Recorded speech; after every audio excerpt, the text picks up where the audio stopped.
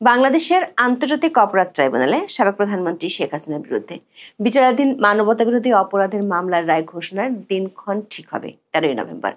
কিন্তু এই আদালতে চলমান বিচার প্রক্রিয়ার স্বচ্ছতা ও অনিয়ম নিয়ে প্রশ্ন এবং আশঙ্কা বাড়ছে। সে আশঙ্কাগুলো এবার আওয়ামী লীগের পক্ষ থেকে নিয়ে যাওয়া হয়েছে জাতিসংঘের দপ্তরে। বাংলাদেশের আন্তর্জাতিক অপরাধ ট্রাইব্যুনালে সাবেক প্রধানমন্ত্রী শেখ হাসিনার বিরুদ্ধে চলমান বিচারে আইনি প্রক্রিয়া লঙ্ঘনের গুরুতর আশঙ্কার কথা জানিয়ে অন্যায় ও অনিয়মের অভিযোগ তুলে ধরে জাতিসংঘের জরুরি আবেদন জানিয়েছেন লন্ডনের ডাউটি স্ট্রিট চেম্বার্সে দুজন প্রভাবশালী আইনজীবী। এই দুই আইনজীবী হলেন স্টিফেন পালস কেসি ও তাতিয়ানা এজরায়েল। এই দুই আইনজীবীর আপিলটি বিশ্লেষণ করে দেখা যাবে আইসিটির 3টি আইনি প্রক্রিয়ার দুর্বলতার কথা তারা তুলে ধরেছেন। 1. অভিযুক্তের অনুপস্থিতিতে বিচার এবং মৃত্যুদণ্ডের ঝুঁকি। 2. বিচারক ও প্রসিকিউটরের রাজনৈতিক সংশ্লিষ্টতার অভিযোগ এবং 3. নির্বাচনী বিচার বা সিলেক্টিভ জাস্টিস এর নীতি। বিশ্লেষকরা মনে করেন এই 3টি উপাদান আন্তর্জাতিকভাবে ন্যায্য বিচারের মৌলিক অধিকারকে মারাত্মকভাবে প্রশ্নবিদ্ধ করে। মজার ব্যাপার হলো বর্তমান অন্তর্বর্তী সরকারের ঘনিষ্ঠ জন হিসেবে পরিচিত ব্রিটিশ সাংবাদিক ডেভিড বার্গম্যান ও ব্রিটিশ আইনজীবী টবি ক্যাটম্যান এই 3টি বিষয় এরই মধ্যে সমালোচনা করেছেন এবং আইসিটিকে সংস্কারের জন্য অন্তর্বর্তী সরকারকে পরামর্শ দিয়েছিলেন। বিগত আওয়ামী লীগ সরকারের আমলে আইসিটির সমালোচনা করায় এই দুজনই শাস্তির মুখোমুখি হয়েছিলেন। এমনকি ইংল্যান্ডের হাউস অব লর্ডসের সদস্য লর্ড কার্লাইল মাত্র কয়েকদিন আগে আইসিটি প্রক্রিয়া নিয়ে প্রশ্ন তুলেছেন। আবার আওয়ামী লীগের হয়ে ডাউটি স্ট্রিটের দুই আইনজীবী এমন কিছু বিষয় সামনে এনেছেন যেগুলো এরই মধ্যে জাতিসংঘ মানবাধিকার কমিশনের রিপোর্টে উল্লেখ করা হয়েছে।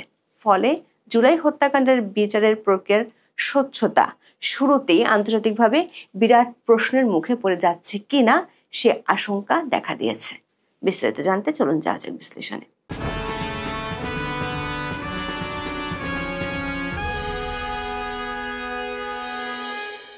জাতিসংঘের বিচারক ও আইনজীবীদের স্বাধীনতা বিষয়ক বিশেষ দূত এবং বিচার বহির্ভূত হত্যাকাণ্ড বিষয়ক বিশেষ দূতের কাছে সম্প্রতি শেখ হাসিনার পক্ষে ডাউটি স্ট্রিটের আইনজীবীরা এই আবেদন জমা দেন। সোমবার ডাউটি স্ট্রিট চেম্বার্সের বিজ্ঞপ্তিতে বলা হয়, ওই আবেদনে দুই আইনজীবী শেখ হাসিনার অনুপস্থিতিতে চলমান বিচার প্রক্রিয়া তার ন্যায় বিচারের অধিকার ও যথাযথ আইনি প্রক্রিয়া লঙ্ঘনের বিষয়ে গভীর উদ্বেগ তুলে ধরে আপিল করেছেন। আপিলে বলা হয়েছে, বাংলাদেশের আন্তর্জাতিক অপরাধ ট্রাইব্যুনাল বা আইসিটিতে শেখ হাসিনার অনুপস্থিতিতে চলা বিচার প্রক্রিয়া ন্যায্য বিচারের মৌলিক অধিকার ও আইনি প্রক্রিয়া গুরুতরভাবে লঙ্ঘিত হচ্ছে। দুই ব্রিটিশ আইনজীবী কেসি ও ইসরায়েল জরুরি আবেদনে লেখেন, অপরাধের অভিযোগ আওয়ামী লীগের লোকজনের বিরুদ্ধে যেমন আছে, তেমনি দলটির সমর্থকদের উপর প্রতিশোধমূলক নির্যাতন চালানোর অভিযোগ রয়েছে। দর্শক, জুলাই আন্দোলনের সময় সংগঠিত হত্যাকাণ্ড নিয়ে জাতিসংঘের মানবাধিকার কমিশন যে রিপোর্ট দিয়েছে সেখানেও একই তথ্য আছে। জাতিসংঘের ওই রিপোর্টে যে অনুমিত 1400 জন হত্যাকাণ্ডের সংখ্যা উল্লেখ করা হয়েছে তার মধ্যে 144 জন আওয়ামী লীগ ও 44 জন পুলিশ সদস্যের কথা বলা আছে।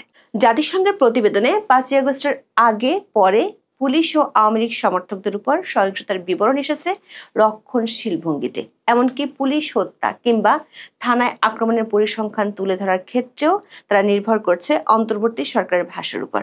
জাতিসংঘের এই প্রতিবেদনে বলা হয়েছে, আওয়ামী লীগ ও পুলিশের বিরুদ্ধে মামলা হলেও মানবাধিকার লঙ্ঘনের ঘটনায় জড়িত বাকিরা জবাবদিহিতার বাইরে থেকে যাচ্ছে।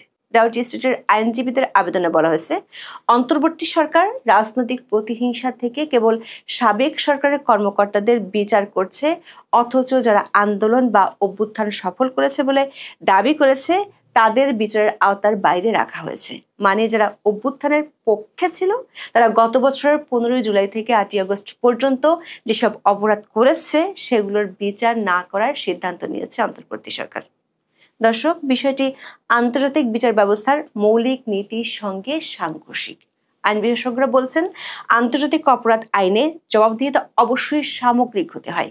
কেবল পরাজিত পক্ষকে বিচারের আওতায় আনলে তা রাজনৈতিক প্রতিশোধ বা ভিক্টর জাস্টিস হিসেবে গণ্য হয়।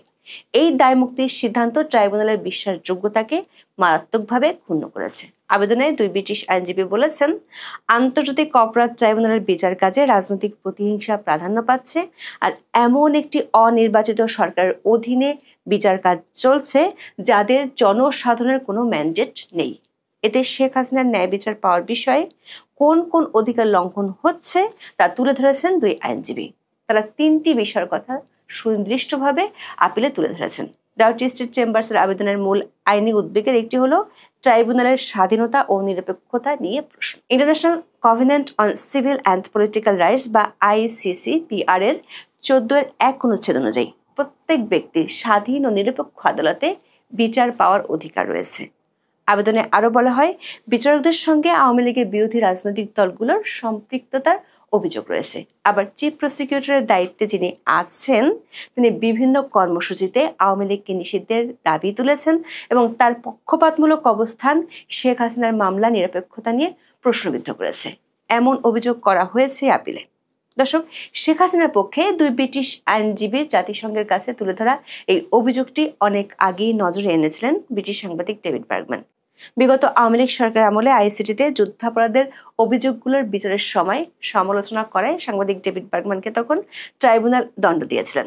চলতি বছরের 5 আগস্ট বার্গম্যান দৈনিক প্রথম আলোতে জুলাই সহিংসতা, ত্রুটিপূর্ণ গ্রেপ্তার, ঝুঁকিপূর্ণ বিচার শিরোনামে একটি কলাম লেখেন। সেখানে তিনি লিখেছিলেন, আইসিটিতে আগের সরকারের সময় জামায়াত ইসলামীর সাবেক আইনজীবী তাজুল ইসলামকে প্রধান প্রসিকিউটর পদে নিয়োগের বিষয়টি অনেকের জন্য উদ্বেগের কারণ।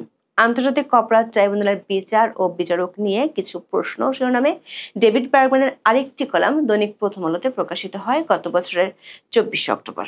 সেই কলামে তিনি আইসিটির বিচারক নিয়োগ নিয়ে 5টি প্রশ্ন তুলে ধরেছিলেন। তিনি বলেছিলেন, এই নিয়োগগুলো নিয়ে উদ্বিগ্ন হওয়ার কারণ আছে। ডেভিড বার্গম্যান লিখেছিলেন, আইসিটির বিচারকদের কারোরই কর্মজীবনে কোনো মামলায় আন্তর্জাতিক আইনের নীতি প্রয়োগ করার কোনো অভিজ্ঞতা আছে বলে মনে হয় না। আলোচ্য বিচারের সঙ্গে মানবতার বিরুদ্ধে অপরাধ এবং তাকে ঘিরে থাকা জটিল আইন জড়িত, তাই এই অভিজ্ঞতা বিচারকদের জন্য একটি গুরুত্বপূর্ণ যোগ্যতা বলে মনে হয়। 3 বিচারপতির মধ্যে একজনের বিচারক হওয়ার কোনো অভিজ্ঞতাই নেই। তাছাড়া তিনি বাংলাদেশ জাতীয়তাবাদী দল বিএনপির সঙ্গে সম্পৃক্ত। ওই লেখায় ডেভিড বার্গম্যান লিখেছিলেন, এটা খুবই আশ্চর্যের বিষয় যে সরকার আইসিটি বিচারক হিসেবে এমন এক ব্যক্তিকে নিয়োগ দিল যিনি এমন একটি রাজনৈতিক দলের সদস্য যারা আওয়ামী লীগের ঘোর বিরোধী। অন্যদিকে অনেক আসামির আওয়ামী লীগের সঙ্গে জড়িত থাকার সম্ভাবনা বেশি। ডাউটি স্ট্রিটের আপিলে তুলে ধরা দ্বিতীয় অভিযোগটি হলো, মানবতা বিরোধী অপরাধের মতো অভিযোগে শেখ হাসিনার বিচার চলছে তার অনুপস্থিতিতে। শেখ হাসিনা কোনো আনুষ্ঠানিক অভিযোগপত্র পাননি এবং তার পছন্দের আইনজীবীরা হামলা ও হুমকির কারণে কাজ করতে পারছেন না। ফলে তিনি রাষ্ট্রনিযুক্ত আইনজীবীর মাধ্যমে বিচারের মুখোমুখি হচ্ছেন, যার সঙ্গে তার কোনো যোগাযোগ বা নির্দেশনা নেই। পাশাপাশি যেসব আইনজীবী অতীতে আওয়ামী লীগের হয়ে লড়েছেন বা দলটির সঙ্গে যুক্ত তাদের উপরও হামলা, নির্যাতন চালানো হচ্ছে বলে অভিযোগ করা হয়। তৃতীয় অভিযোগে ব্রিটিশ দুই আইনজীবী জাতিসংঘকে জানান, এ ধরনের বিচার প্রক্রিয়ার মধ্য দিয়ে শেখ হাসিনার মৃত্যুদণ্ডের মতো কোনো সাজা হলে তা কার্যত বিচার বহির্ভূত হত্যার শামিল হবে, যেটি কিনা আন্তর্জাতিক নাগরিক ও রাজনৈতিক অধিকার সনদ বা ICCPR এর 6 ও 14 নম্বর অনুচ্ছেদ লঙ্ঘন করবে। দর্শক, বাংলাদেশের আইসিটি নিয়ে প্রশ্ন তুলেছেন এমন আরেকজন ব্রিটিশ আইনজীবী হলেন টবি ক্যাডম্যান। মজার ব্যাপার হলো, সাংবাদিক ডেভিড বার্গম্যানের মতো টবি ক্যাডম্যানও আইসিটির বিভিন্ন ত্রুটি ও নিরপেক্ষতা নিয়ে সরব ছিলেন, যার ফলস্বরূপ 2011 সালে আওয়ামী লীগ সরকার তাকে বাংলাদেশে প্রবেশে নিষেধাজ্ঞা দেয়। আইসিটির তখনকার সেই সমালোচক টবি ক্যাডম্যান এখন নাটকীয়ভাবে ভূমিকা পরিবর্তন করেছেন।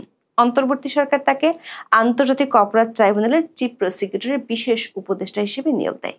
কিন্তু ক্যাডম্যান অন্তর্বর্তী সরকারের প্রধান উপদেষ্টা ডক্টর মোহাম্মদ ইউনূসের সঙ্গে বৈঠকের পর আইসিটির কাঠামোগত সংস্কারের জন্য যেসব প্রস্তাব দিয়েছিলেন তার কিছুই বাস্তবায়ন করেনি অন্তর্বর্তী সরকার। যেমন তিনি আইসিটির নাম পরিবর্তনের পরামর্শ দিয়েছিলেন, মৃত্যুদণ্ড বাতিল ও আইসিসিতে রেফারেন্স পাঠানোর পরামর্শ দিয়েছিলেন, এমনকি ট্রাইব্যুনাল কর্তৃক গ্রেপ্তারি পরোয়ানা জারির পর স্পর্শকাতর তথ্য ফাঁস হচ্ছে জানিয়ে বিচার প্রক্রিয়ায় পুলিশের ভূমিকা নিয়ে উদ্বেগ তুলে ধরেছিলেন টবি ক্যাডম্যান।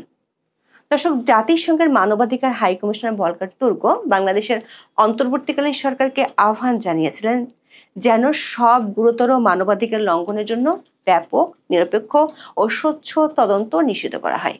তিনি বিচার প্রক্রিয়া নির্বিশেষে মৃত্যুদণ্ডের ব্যবহার বন্ধ করারও আহ্বান জানিয়েছিলেন।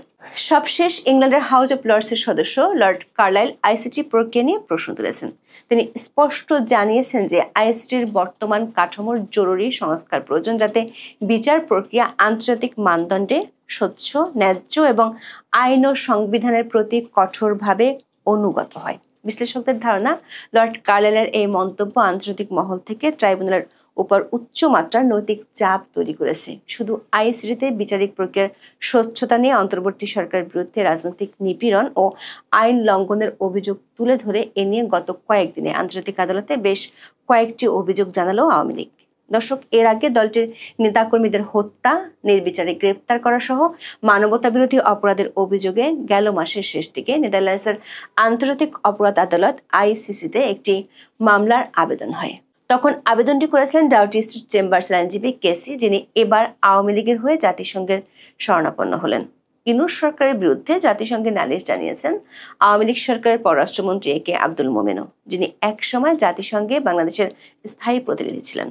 জাতিসংঘের মানবাধিকার কাউন্সিলের প্রেসিডেন্টকে গত 28 অক্টোবর একটি চিঠি পাঠান মোমেন। চিঠিতে তিনি অন্তর্বর্তী সরকারের বিরুদ্ধে রাজনৈতিক নিবর্তন, গুম, সেনা কর্মকর্তাদের বিরুদ্ধে মামলা, অপরাধীদের দায়মুক্তি ও সাংবাদিক নির্যাতনের মতো অভিযোগ তুলে ধরা হয়। দর্শক, অন্তর্বর্তী সরকারের সময় মানবাধিকার পরিস্থিতির চরম অবনতির বিষয়টি এরই মধ্যে আন্তর্জাতিক নামকরা মানবাধিকার সংস্থাগুলো বিশ্ব নজরে এনেছে। এমন পরিস্থিতিতে আইসিটিতে বিচার প্রক্রিয়া নিয়ে আওয়ামী লীগের পক্ষ থেকে জাতিসংঘের কাছে আপিল, সেটি আবার এমন কিছু বিষয়ে যেগুলো বহু আগে জাতিসংঘ তার রিপোর্টে উল্লেখ করেছিল। এমনকি বিষয়গুলো সরকারের ঘনিষ্ঠজনরাই সরকারের নজরে এনেছিল বিচার প্রক্রিয়াকে আন্তর্জাতিক মানদণ্ডে প্রশ্নের ঊর্ধ্বে রাখার জন্য। দর্শক, অন্তর্বর্তী সরকারের কাছে দেশের মানুষের সবচেয়ে বেশি প্রত্যাশা ছিল জুলাই হত্যাকাণ্ডের সুষ্ঠু ও নিরপেক্ষ বিচার। সেটি যদি এখন আন্তর্জাতিকভাবে প্রশ্নের মুখে পড়ে, তাহলে গত 16 মাসে ইউনূস সরকার সবচেয়ে বেশি সমালোচনার শিকার হবেন। তার সাথে আওয়ামী লীগের কয়েক দফা জাতিসংঘের